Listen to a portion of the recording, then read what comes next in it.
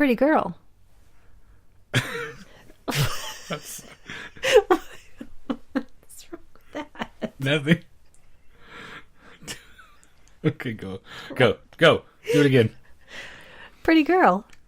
Yes, she's a pretty nice type. You got types. Only you, darling. Lanky brunettes with wicked jaws. Leo, compliments of the season. Who is she? Oh, darling, I was hoping I wouldn't have to answer that. Come on. Well, Dorothy is really my daughter. You see, it was spring in Venice, and I was so young, and I didn't know what I was doing. We're all like that on my father's side. By the way, how is your father's side? Oh, it's much better, thanks. And yours? You know you wrote Sping there. I do.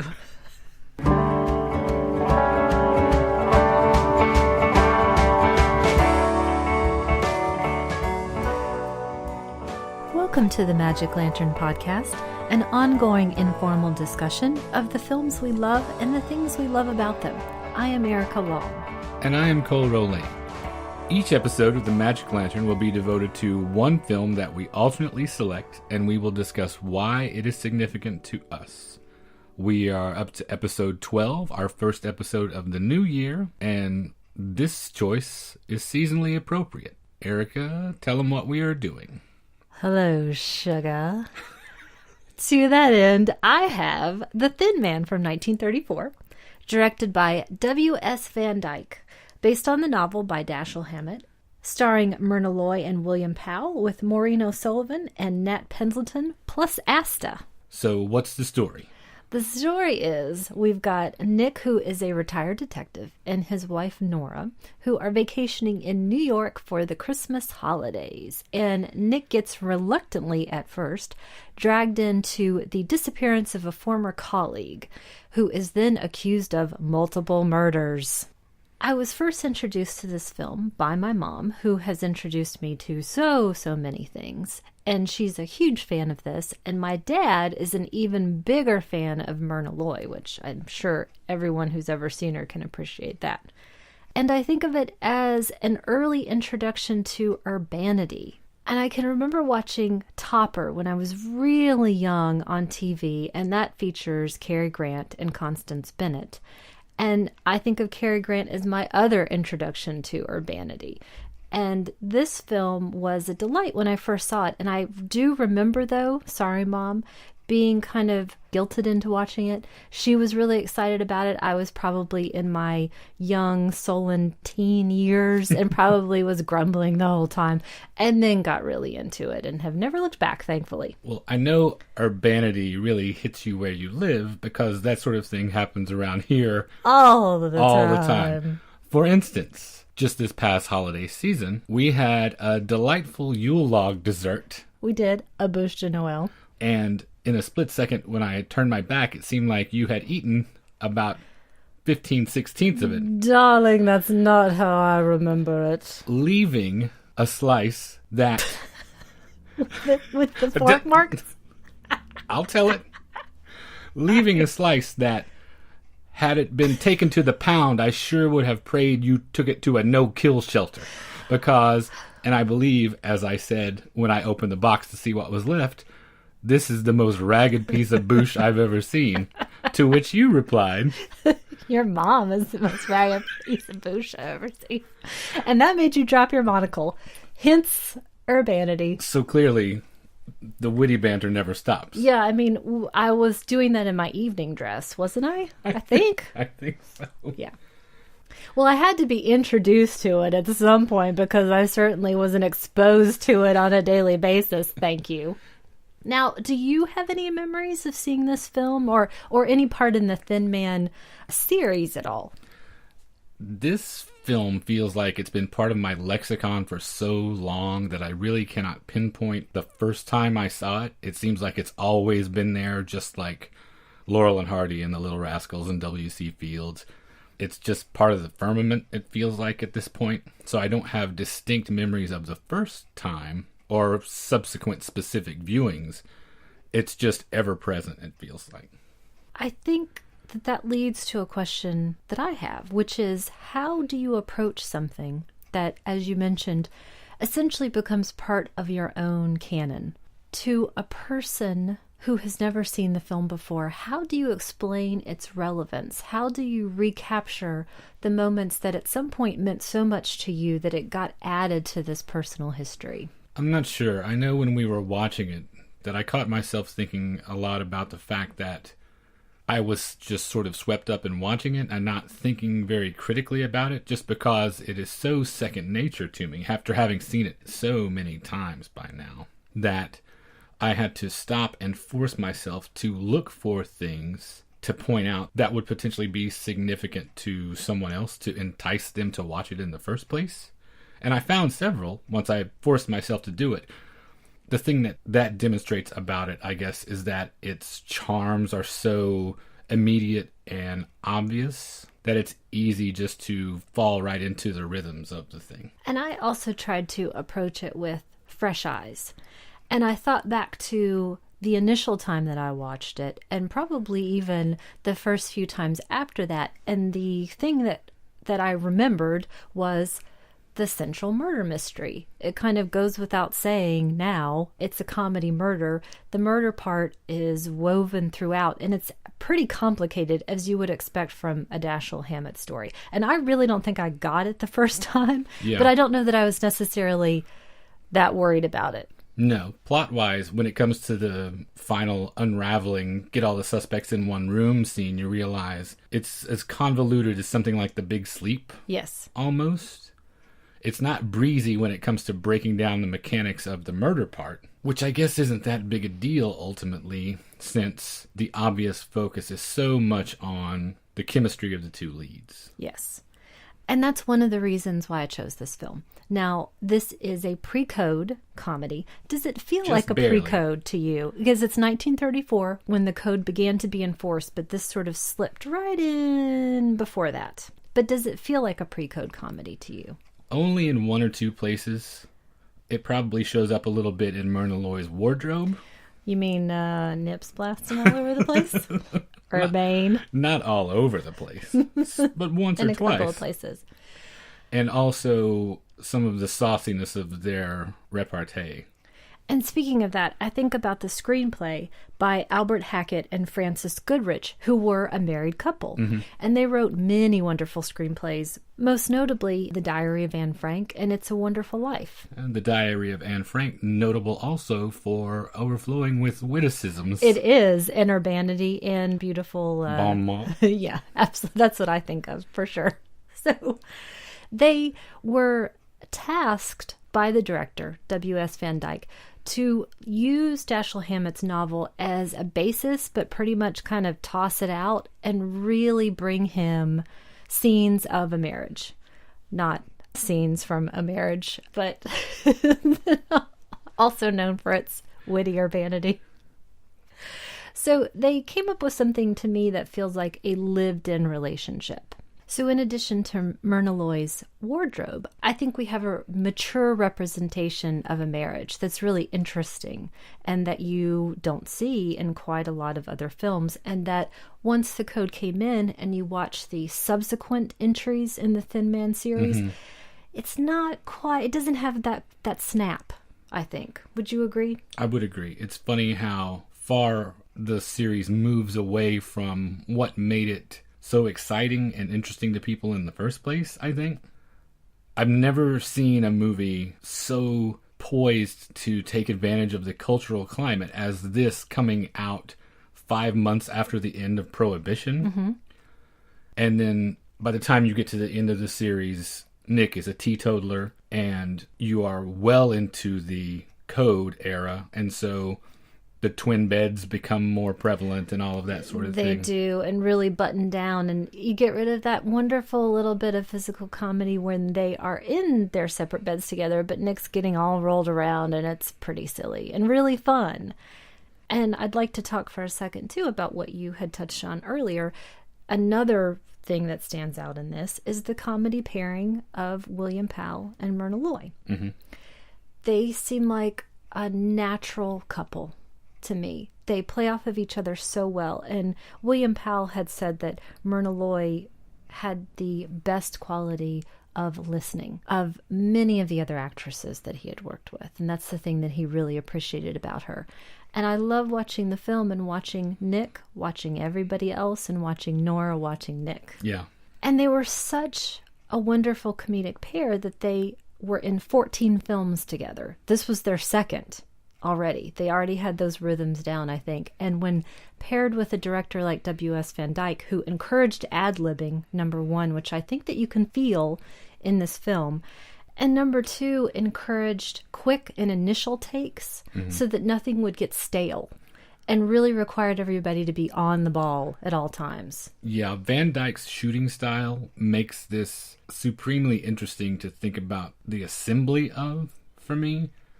It's very much what you're talking about. I think they shot it in either 16 or 18 days. There are conflicting accounts. No more than 18 days, with a budget of, I think, around $225,000. Yes. And that is lightning quick to put on such a large-scale production, it feels like. The sets are limited somewhat. That part's true. But it still was an A picture and was definitely not something relegated to the B unit that they could knock out for cheap and just put on the second half of a double bill. I think his style very definitely played to their strengths as a team. You can see them enjoying each other. The scene where she walks in, where she has the ice pack on her head. Which is my number one favorite moment. Where he points to the lint, ostensibly to the lint on her shirt, and when she looks down, he flicks her nose. Yeah. And the fake smack and everything, and his rollicking laughter as this other bit of physical business is happening. It's pretty fun. It really sums up their characters in this partnership that you're talking about, because it's clear in that little bit that the two of them are having a blast in their self-contained little world, and when they are sharing these jokes together in the midst of all of this turmoil and the investigation of a crime, you see that they frequently have to put on a straight face for everyone else when they are clearly winking at each other. And he physically caps that little bit by putting his arm around her in an odd way. And so she has her side arm around him as well. And it's just a lovely little moment. And you mentioned that there are not a ton of sets, but there are a lot of angles and setups. So to have shot so quickly, he had the wonderful cinematographer James Wong Howe on this. The camera is constantly moving and focus is constantly shifting, which is also really interesting. The camera just isn't placed with the action happening in front of it. It's constantly moving. It's very dynamic. It's the second point of the things I made note of. Chemistry being the first, obviously, is the big thing. When I was cataloging what would I point out to people to say this is why this is special, the second one is very much that, how much more evolved it feels from just, say, 2 years before. It's not that far out of the silent era.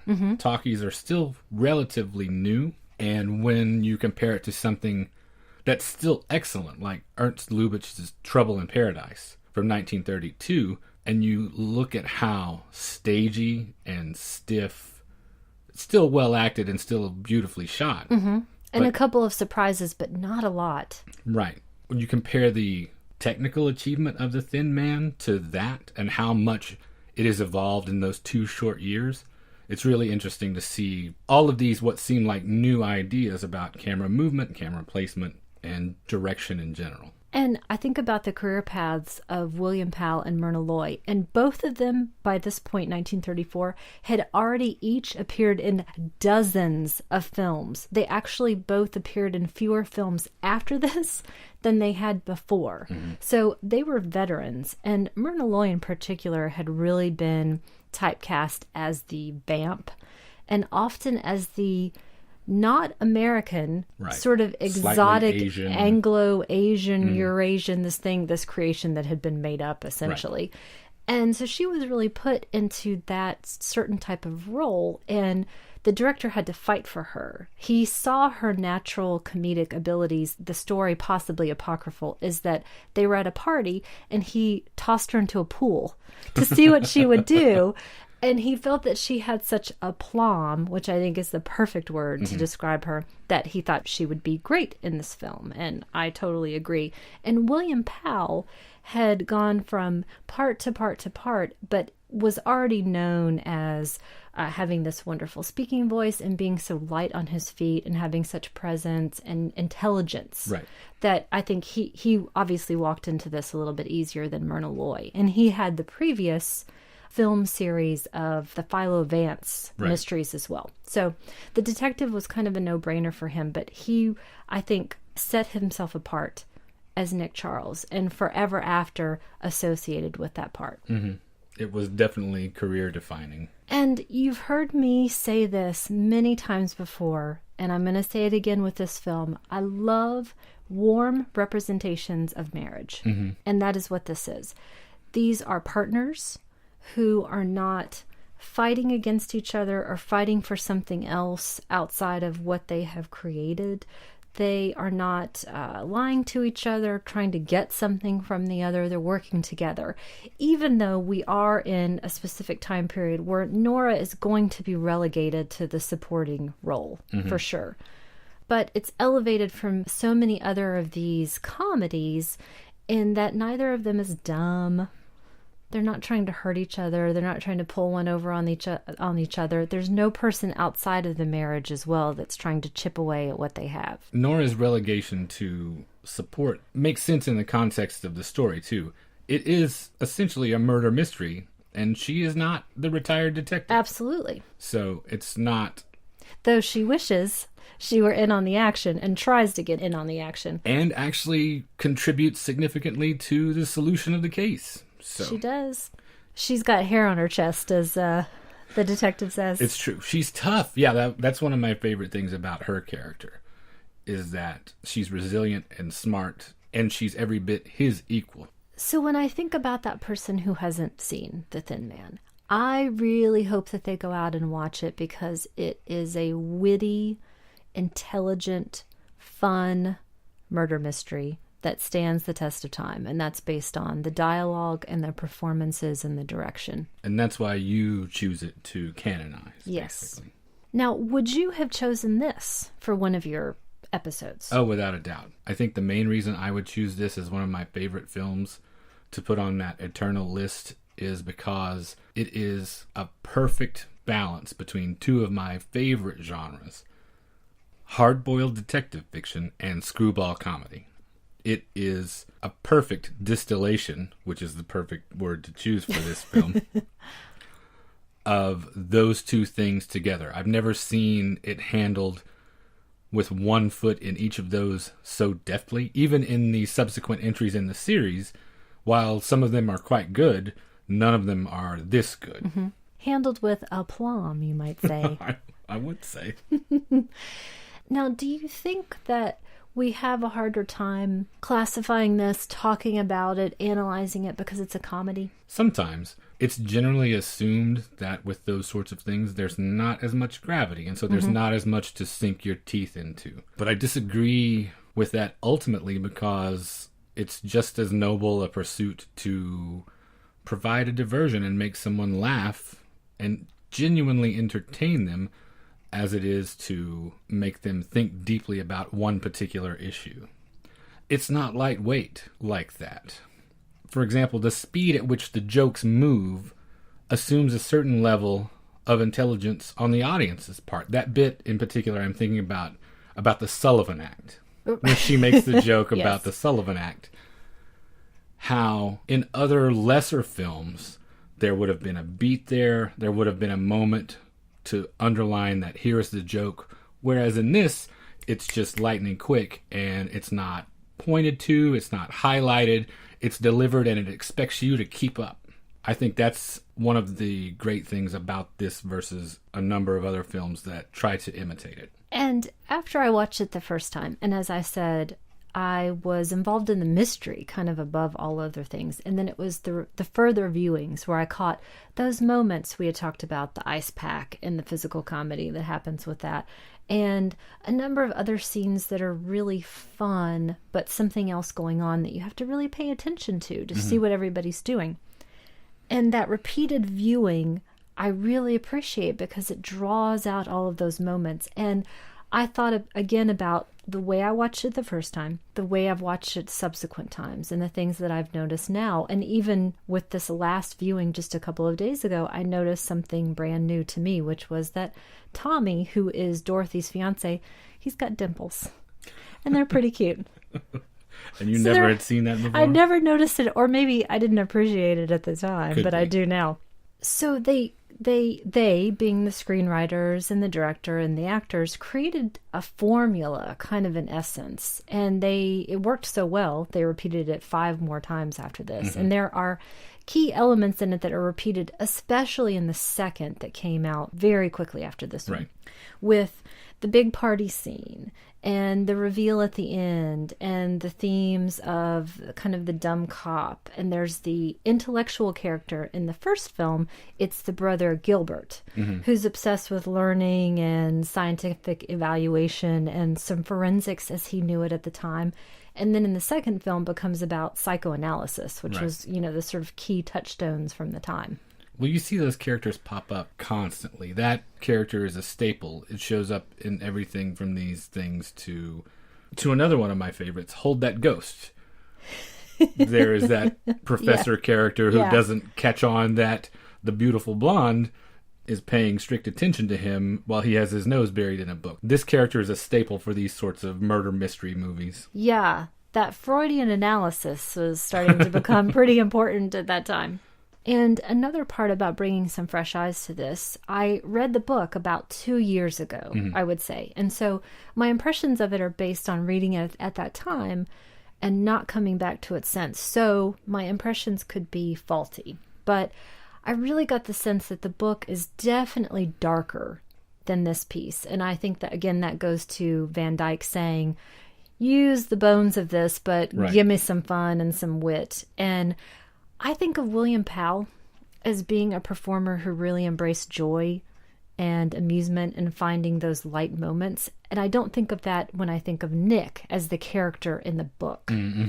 That sort of lighthearted humor is not something I associated with him. No.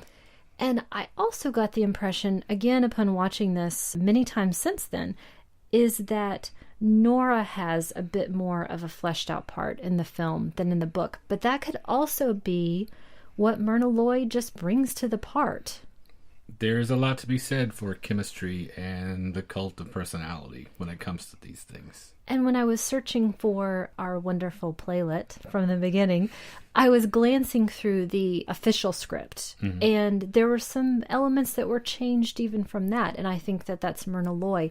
Some edges that were rounded a little bit and things that made her a little less combative and a little bit more warm and winking and the scrunchy face and all of that kind of fun stuff.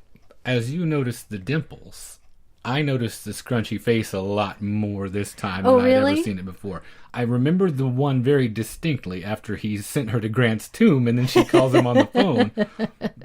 That one Which always... he can't see. He can only hear it. Right. He can hear the scrunch over the phone. Yeah. But still he knows she's doing it. But I noticed this time around that there were at least 2 other occasions where she made the face. Yeah. And I watch her do that all day long.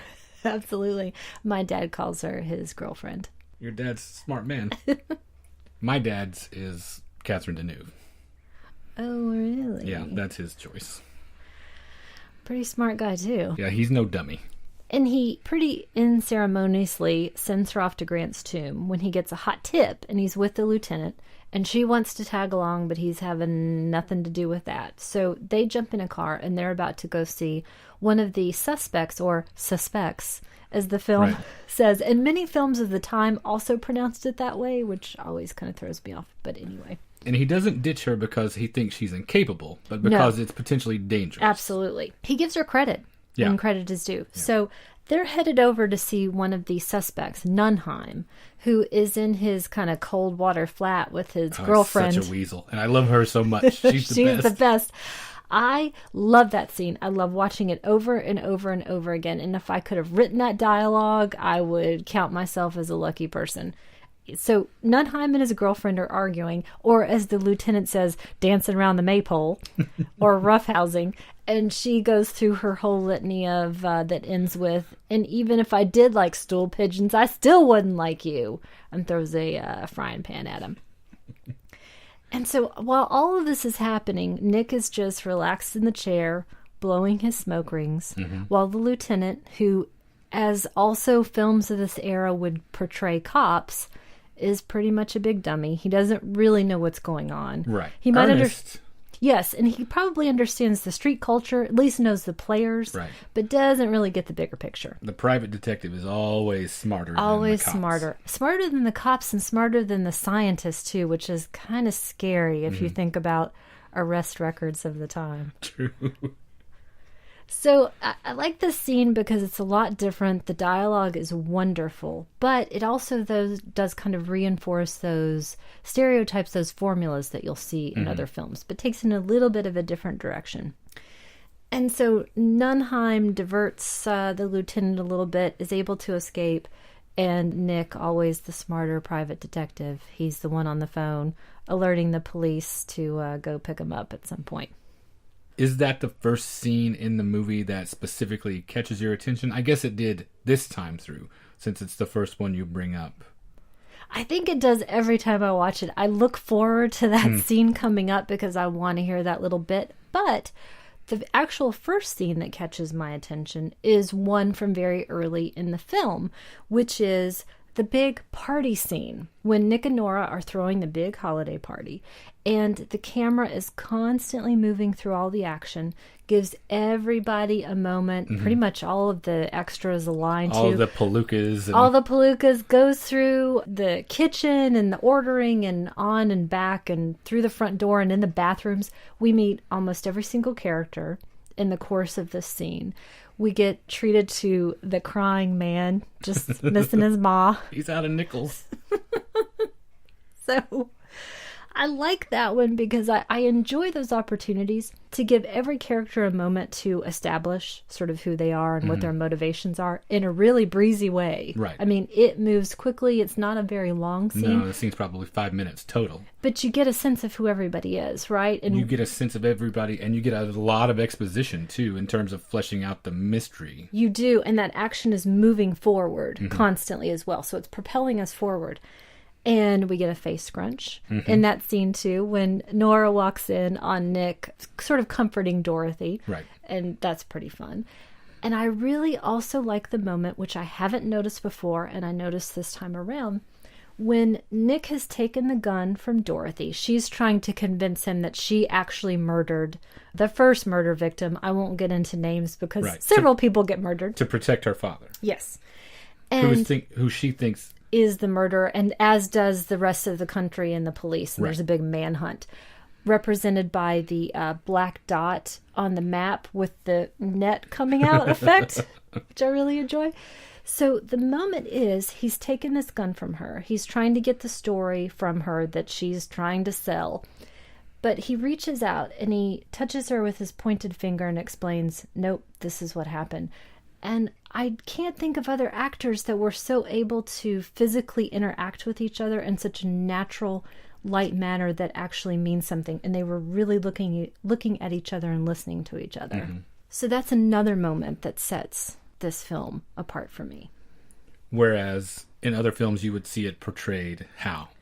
I think much more static and removed from each other. He would probably Physically be standing separate? up. Absolutely. He has come down to her level. He's explaining to her, he's touching her because they know each other. Right. And they have known each other.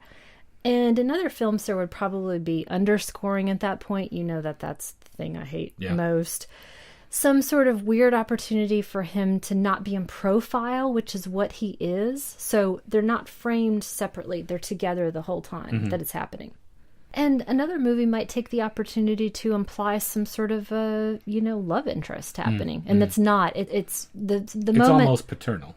Yes. And the moment Nora walks in, they're back to their kind of co-conspirator Right. attitude, which I really like.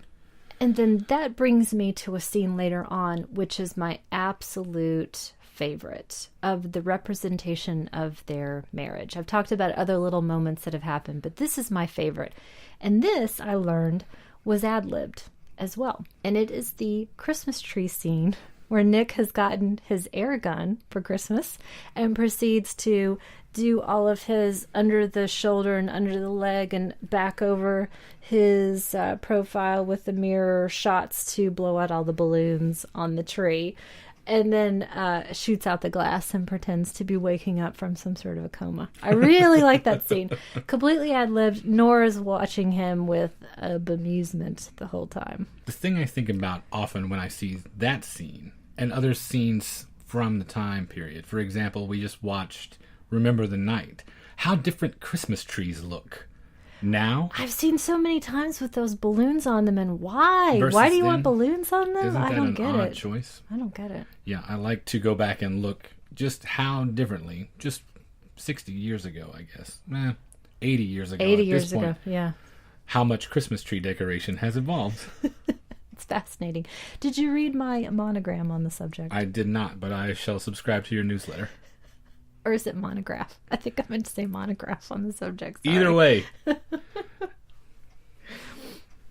And I think of that scene, too, as a showcase, again, for William Powell. Can you think of another actor that was, I'll say it again, urbane, handsome, witty, intelligent, as William Powell, that would get on hands and knees and put his feet up in the air and do all kinds of these sort of crazy physical moments? Only Can you Cary think of Grant, somebody else? like you mentioned before. He's the only other one that I think had enough confidence to just make himself look silly. Yeah. It's And could athletically pull it off. And, right. Yeah. It's a very charming quality. It's disarming. It makes them not quite as Olympian, Yeah. I guess. But you're right. I can't think of very many. I can think of a lot of secondary players, Yeah. but not leading men. Or your second Bananas could do that, Mm-hmm. but that's not what William Powell was, definitely. So at this point, we've got a body count of 3. Well, I think that's everyone. I went back over in my mind, and that is, but it's kind of hard to keep track. But anyway, we've got Julia Wolf, who kicked off all of this. She's dead. Nunheim is dead. He is, we learn, essentially a witness to that killing. And we've got Dirty this, stool pigeon. he is, and I still don't like him. And then we have got this unexplained skeleton in Wynett's workshop.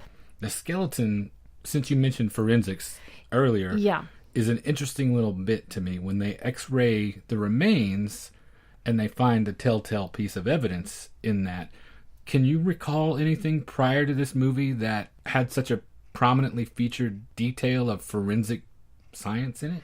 The only other thing that comes to mind, probably because I just watched it, is another of the Philo Vance mysteries.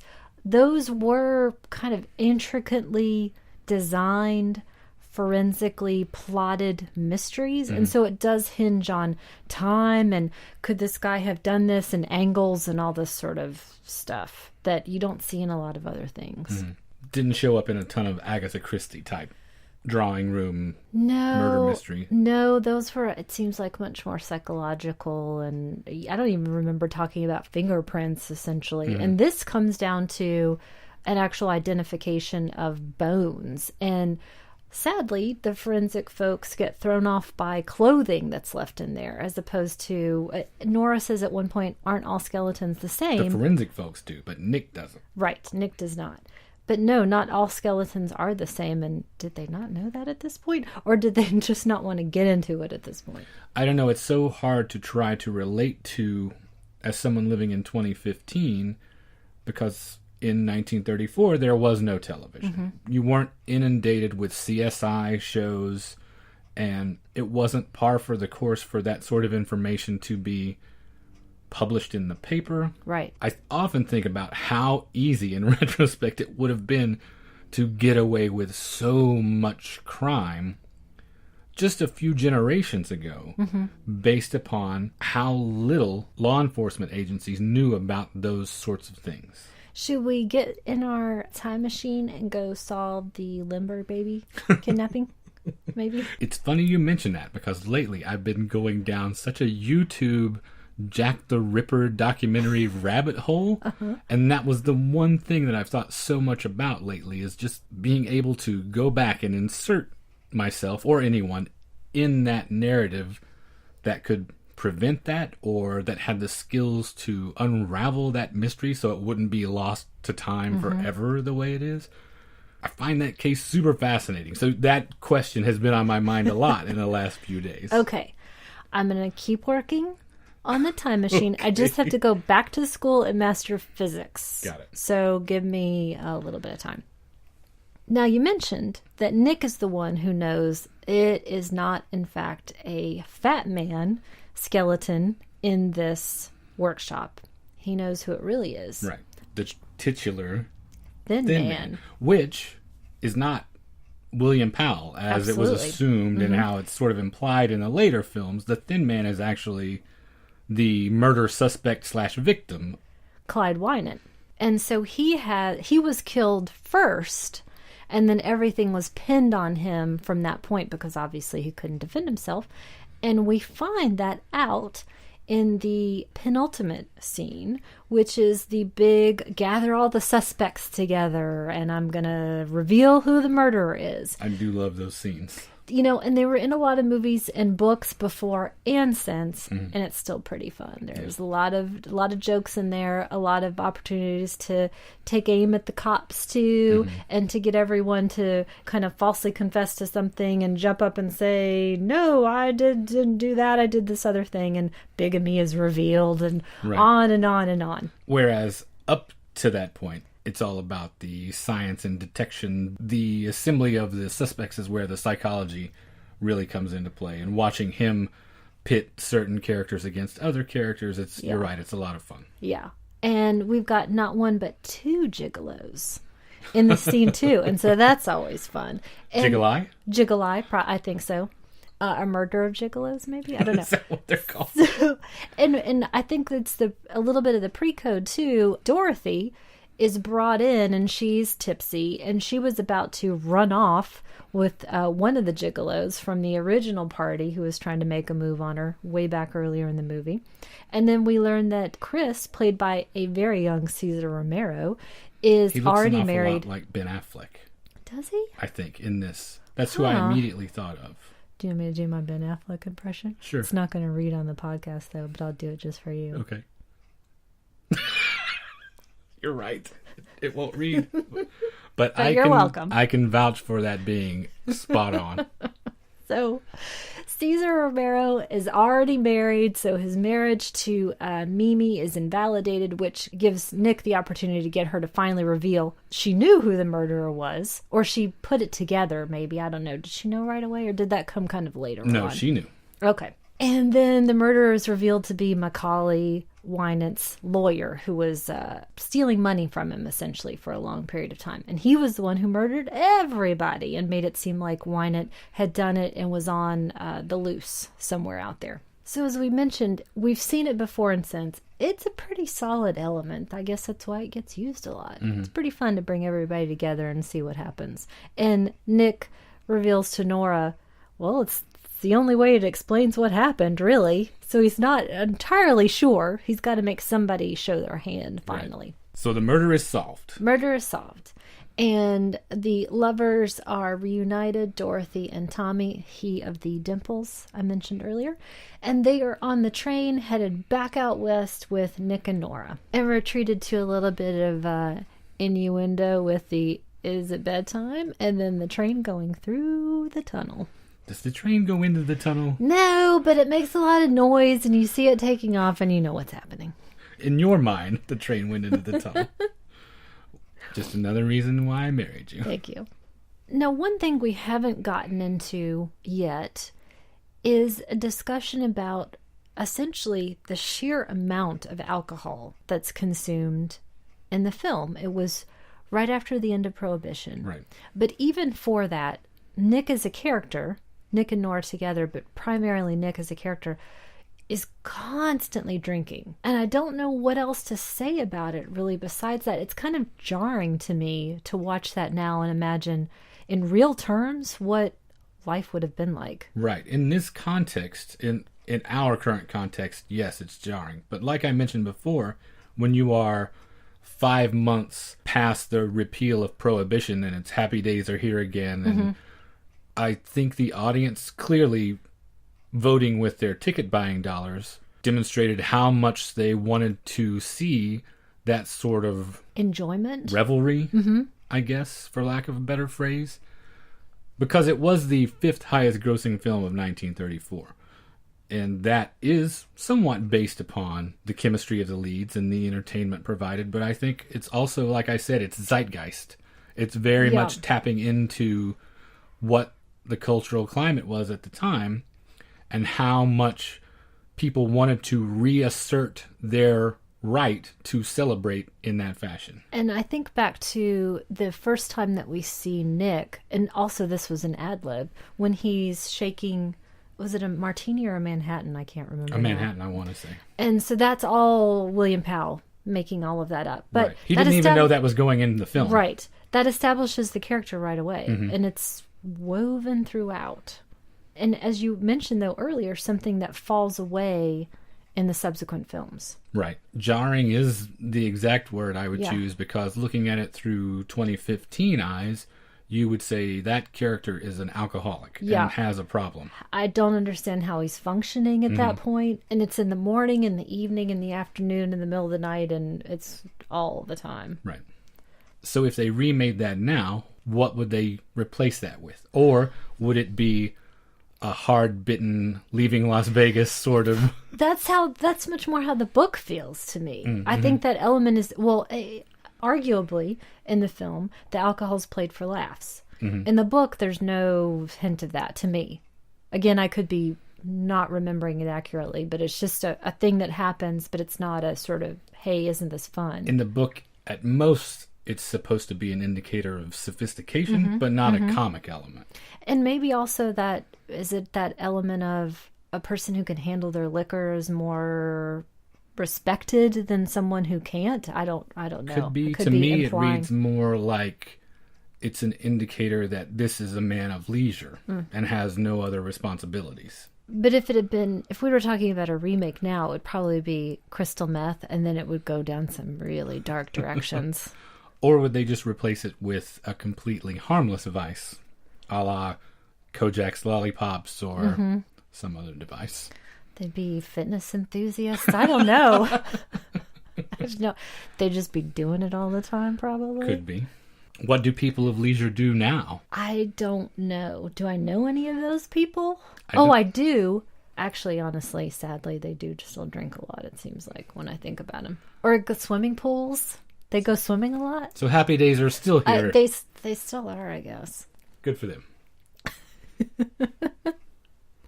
Well, we've now exhausted every single possibility for the film. We've covered it from start to finish with the deepest critical analysis anyone could ever possibly bring to the film. Not really, but it was quite fun. So that leads us to the end of the episode, which is our recommendations portion. So what is your recommendation? I am going to stick with Myrna Loy and go back a couple of years to one of those exotic femme fatales that you mentioned, and I recommend The Mask of Fu Manchu from 1932, directed by Charles Braben, also starring Boris Karloff, which is far and away the best of all of the Fu Manchu films, at least that I have ever seen. It is definitely a pre-code artifact. Yes. And I would recommend you watch it just to see how provocative it gets. It is insensitive in places, to say the least. But to see the fervor with which Boris Karloff delivers that speech to his minions, exhorting them to kill the white man and take his women. And to also see the sadomasochistic glee, beyond glee, she might as well be touching herself, with which Myrna Loy watches a particular whipping scene. Whoa. It's beyond saucy. It is definitely super fun and super interesting. You're not going to see anything like it these days, that's for sure. What would the remake be? German dark bondage films. They're the only ones that could handle it. They would have to separate it out into things. You would have to totally take away and just dispense with any element of dealing with the racial aspects of it. Yeah. Because it's simply not allowed. And yeah, so you're stuck with slinky gowns and whips and chains. That doesn't sound too bad. No. I like when Myrna Loy says, he is not unhandsome. I enjoy that. So what's your recommendation? Well, I am going to recommend something from one of the other stars of this film, which is Skippy. Skippy played Asta, the dog. And Skippy also features in one of your favorites and mine, and that is 1937's The Awful Truth. I do love that one. Absolutely, with Cary Grant, the other urbane man about town, and one of your favorites, Irene Dunne, which also you're no dummy. She's pretty fantastic. And this is a wonderful screwball comedy, which also features another fun portrait of marriage and all of the ups and downs that happen in it. And I think one of your favorite moments would be Irene Dunne's song and dance number. Gone with the Wind.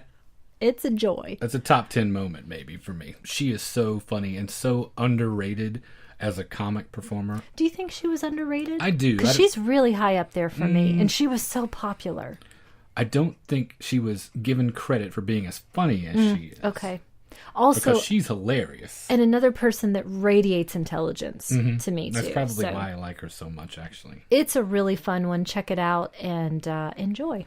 And that brings us to the conclusion of another episode. If you would like to get in touch with us, you can reach us via email at magiclanternpodcast@gmail.com. We have a Facebook page. Just search Magic Lantern Podcast, and that will get you there. We are on Twitter at Lantern_cast. And I just wanted to say thanks to a bunch of people who tweeted about the show since our last episode. Grindhouse Dave, Craig Eastman and the fine gentleman at Fuds on Film, Aaron West and Mark Herney at Criterion Close-Up, Warren Whitlock and Jeff Duncanson. We certainly appreciate it. If you would like to check us out on iTunes, we are there, as well as Stitcher Radio. One click gets you subscribed, and then you'll just receive new episodes whenever we release them, which is every other Monday. We'd certainly appreciate it if you feel like leaving us a rating or review. Anytime you do that, it makes us more visible and helps other people find the show. We certainly appreciate it when you take the time. And we have a website, magiclanternpodcast.com, where you can find all of our episodes, as well as supplemental material in the show notes. Thank you for listening to the Magic Lantern Podcast.